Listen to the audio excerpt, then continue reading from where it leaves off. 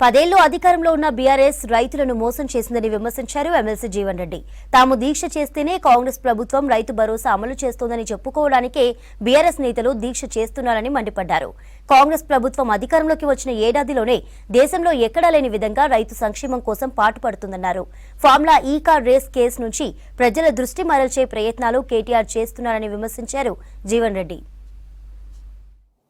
రాష్ట్రంలో కాంగ్రెస్ ప్రభుత్వం ఏర్పడ్డ తదుపరి సంవత్సర కాలంలో ప్రత్యేకంగా రైతు సంక్షేమానికి సంబంధించి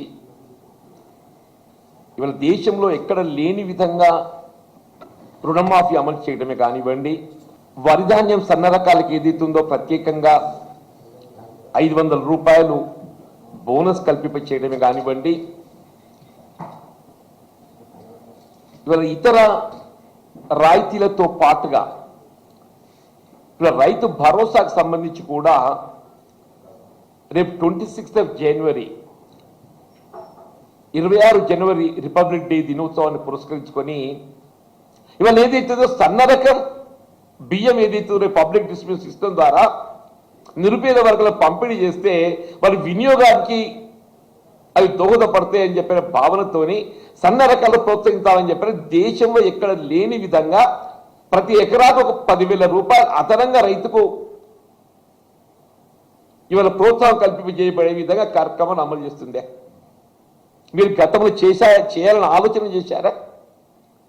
అంటే దేశంలో ఏ రాజకీయ పార్టీ కూడా మీరు రుణమాఫీ చేస్తాము రైతాంగానికి అనేటువంటి ఒక ఆలోచన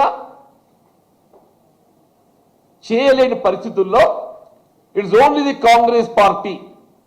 రాహుల్ గాంధీ గారు ఏదైతున్నదో వరంగల్ డిక్లరేషన్ వీళ్ళ 2 లక్షల రూపాయల వరకు రాష్ట్ర ప్రభుత్వంపై ఎంత ఆర్థిక భారం అయినప్పటికీ రైతాంగానికి ఉచిత విద్యుత్తు వ్యవసాయ రంగాన్ని కల్పింప చేయబడటంతో పాటుగా ఇలా గృహ అవసరాలకు 200 యూనిట్ల వరకు ఏదైతే ఉచితంగా విద్యుత్తు కల్పింప చేయాలనే ఆలోచన వీళ్ళ కాంగ్రెస్ పార్టీ తెలంగాణ రాష్ట్రంలో గత సంవత్సర కాలంకి వెళ్ళి అమలు చేస్తుంది అంటున్నాయి. నేను పర్సనల్గా అబ్జర్వ్ చేస్తున్నా. గ్రామీణ ప్రాంతాల్లో 75% of the domestic consumers are getting benefit out of it.